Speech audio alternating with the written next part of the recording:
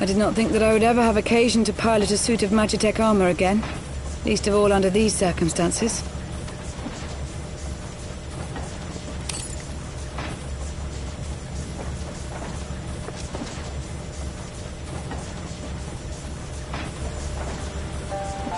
My full name is Lucia Go Junius, and I was born a citizen of Garlemald.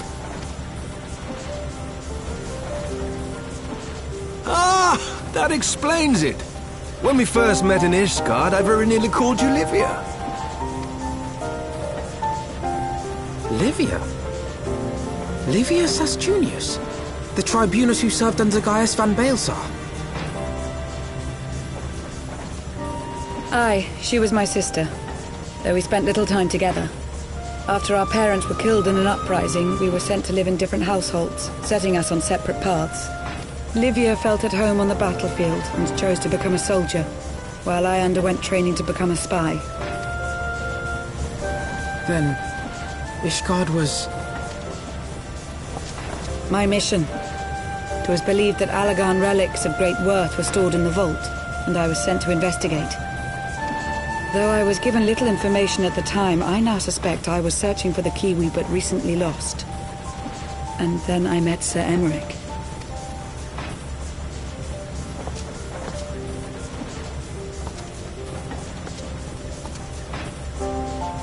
'Twas his usefulness to my mission which prompted me to approach him, but I soon found myself drawn to him for other reasons. He too was a prisoner of his past, judged for his heritage as a bastard son of the Archbishop. Yet unlike my sister and I, he did not curse his fate. He simply rose above it. In time, I came to realize that I had found a man worth following, and a new home besides. And when I subsequently confessed all to Sir Emmerich, he was good enough to accept me into his service. I do not question your loyalty to Sir Emmerich. It is your loyalty to your sister which concerns me. I have long been of the opinion that those who dwell in the past risk losing sight of their future. My sister fought for her convictions and for those she held dear. So do I. So must we all. Well, I, for one, am happy to welcome a fellow Garlean to our merry band. Especially one who can make Magitech armor sing.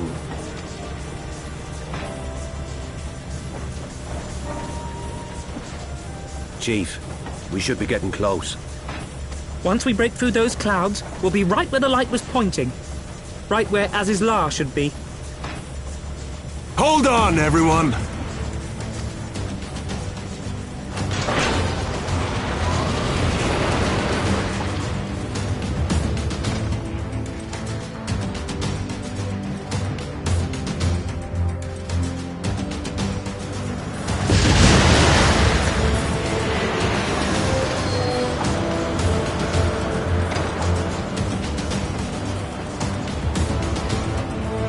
Look! I think that's it!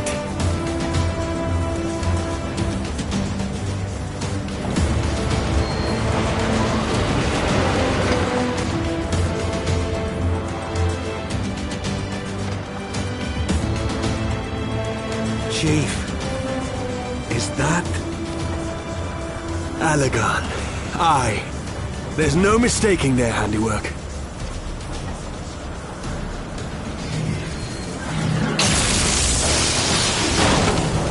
What was that?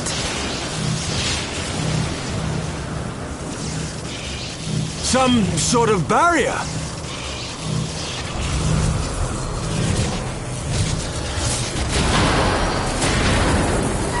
She won't hold, Chief! She's breaking up! I've lost the auxiliary propeller! Sid, it's no use! We must return to Ishgard and find another way! God damn it all! Why do the Allagans always have to make everything so bloody complicated?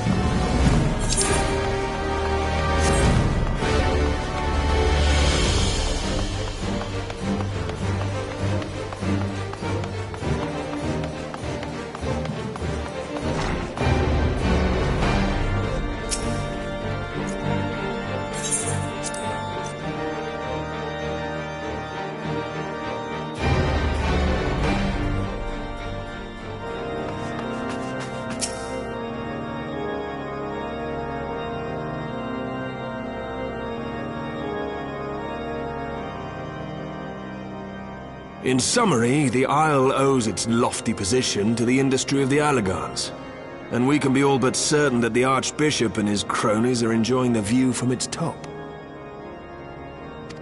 I see. If we are to join them, we will first need to pass through the Isle's etheric barrier, which is, alas, more powerful than most. Powerful enough to make a mess of a perfectly good airship at any rate. As far as I can gather, the barrier mechanism draws ether from the surrounding environment and polarizes its elemental aspect to produce what is, in effect, a wall of lightning. It seems plain that without the Vanu's key, any attempt to reach the Isle will end in failure. Alas, the key was careless enough to leave without us, and I don't think the Vanu keep a spare. Master Garland, based on your experience, is there no other way that we might breach the barrier? Well, in the past, we've beaten similar barriers by nullifying them with elemental converters. But the one we're up against this time dwarfs aught we've encountered before. The Enterprise simply isn't large enough to bear the requisite amount of crystals. I'm reminded of the quantity needed to nullify Leviathan's command of the sea. A veritable mountain of crystals that could only be borne by lashing two galleons together to form a twin vessel, scarcely able to propel itself, much less fly. That said, we're not without options. If it isn't feasible to nullify the barrier, we might try piercing it. How? We create a ram of condensed ether and mount it on my ship. There's just one problem. I don't have the faintest idea how to build one. It's going to take a true authority in the field, I reckon. Would that the Archons were still with us. But yesterday evening, I chanced to find Mistress Tataru in unusually high spirits. Assuming I understood her excited ramblings correctly, she has acquired a clue, pointing to the whereabouts of one such individual. An Archon? Truly? Ha! Fortune favors the righteous, eh? Well then, let's not waste any time. While you go and look for our missing friend, I'll work on modifying the Enterprise. Her hull will need reinforcing to bear the punishment, not to mention a mount for the ram. Just you wait, my pretty. By the time I'm finished, you'll be an airship reborn.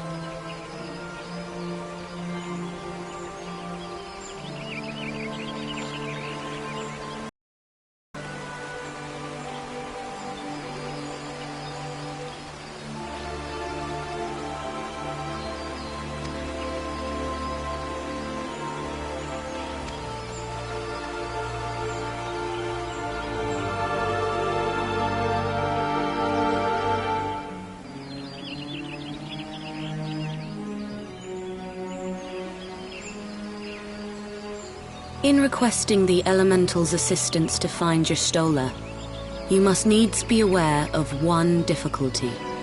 A difficulty born of the fundamental difference between man and Elemental. That being? In perceiving the world around him, man relies upon senses such as sight and sound. For the sake of convenience, he gives names to such things as are near or dear to him. Being formed of pure ether, however, such concepts are foreign to the Elementals. Instead, they perceive by observing the ebb and flow of the energies of life. So profound a division cannot be bridged with simple discourse. The Elementals' voices stir not the air, and thus reach not our ears, while our words are but wind to them.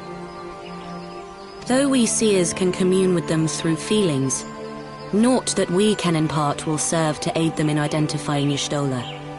Nay, they must needs be presented with ether which is akin to hers, if you could but find a family member. Oh! I know just the person! Y'shtola has a sister who came to live in Gridania. She told me about her once.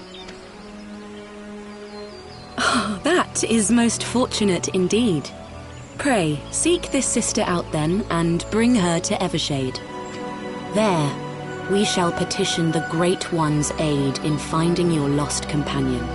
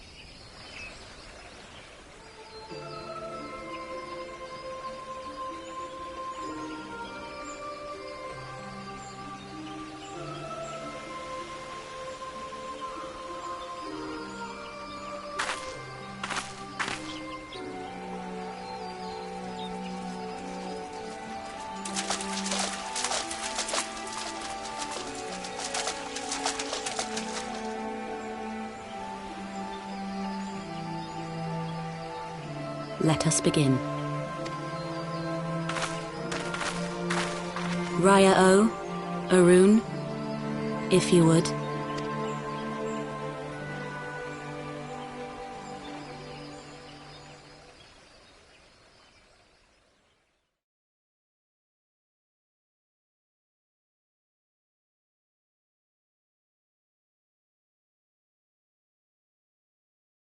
Hearken to me, O great ones. Pray give yourselves to the life stream, a drifting soul to find.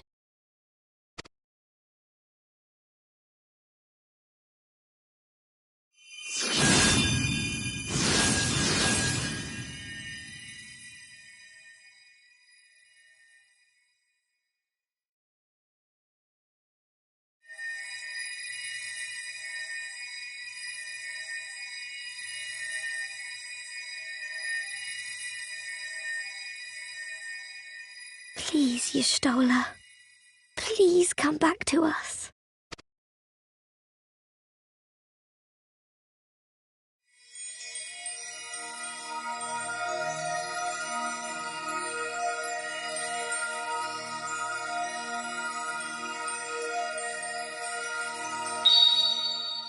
There. Now!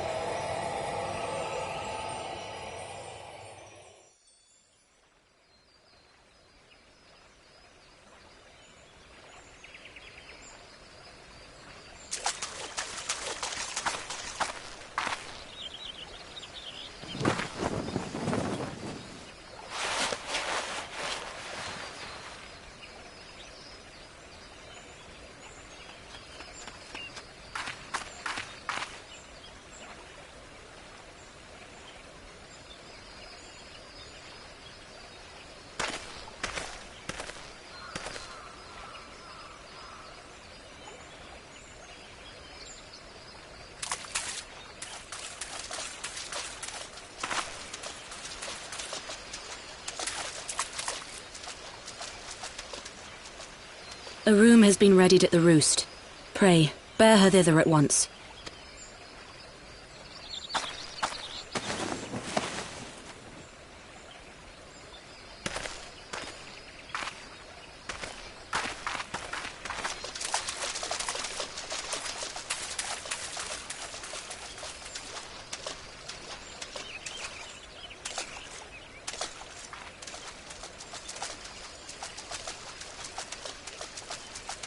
All that remains is to pray, my friends.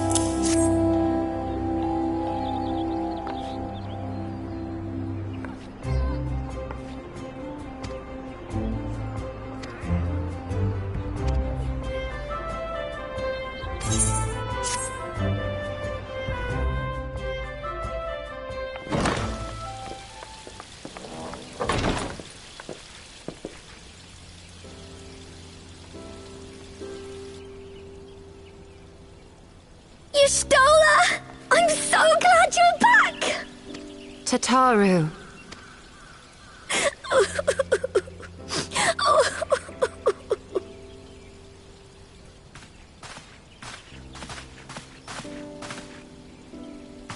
You are safe.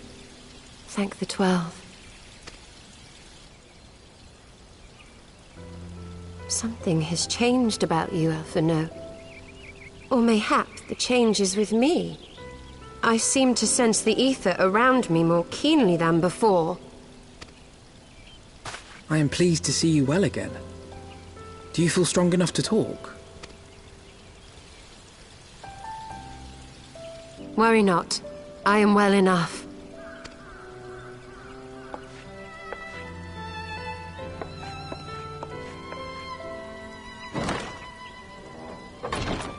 Tell us then, what befell you after you fled the feast?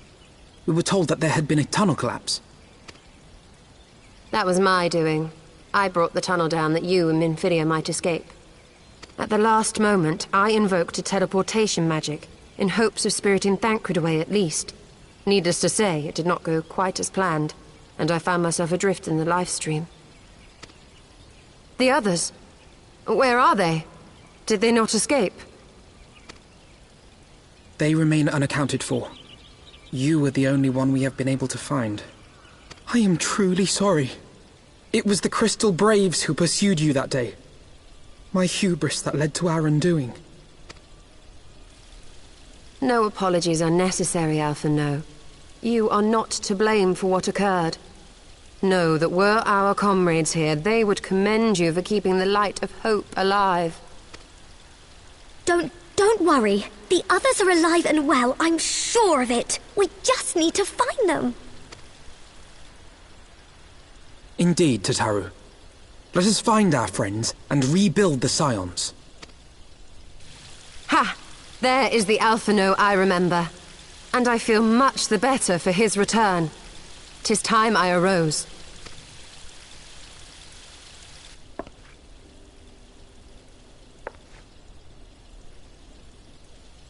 That reminds me. I have a change of clothes for you. I don't like to boast, but I made them myself. I learned how to weave while we were in Ishgard, you see.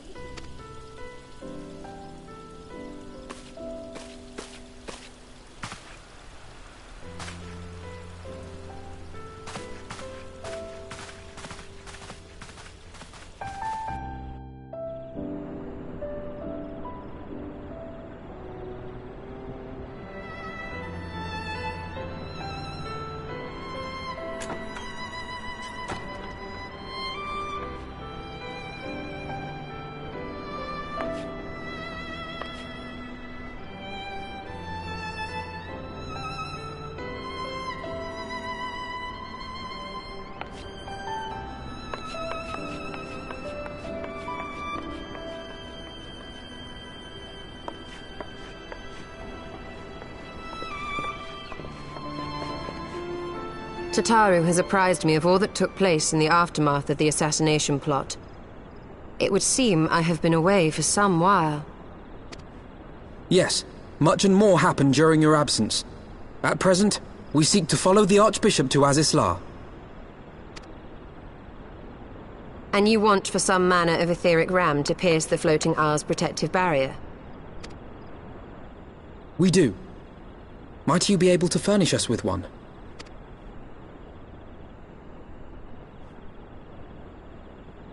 A means to prise open a hole in an Alagan barrier. And one large enough to admit an airship, no less. Nay, I lack the knowledge to devise such a weapon.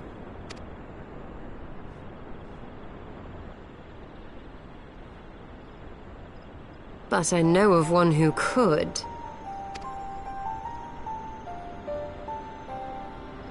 A leading figure in the field of etheric research, and one of the finest scholars ever to grace Sharlayan. Matoya, my former master.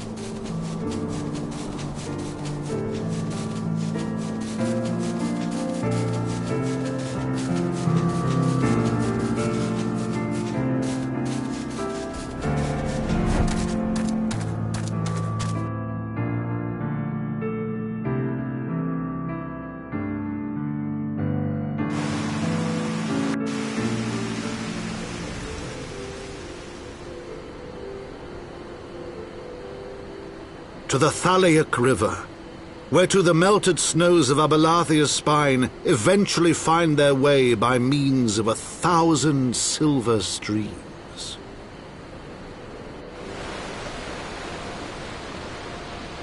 Whose waters have long nourished the Dravanian hinterlands, and so provided for a settlement of learned souls from across the northern seas. To the city of Sharlayan, that great seat of knowledge now abandoned by her keepers, they came.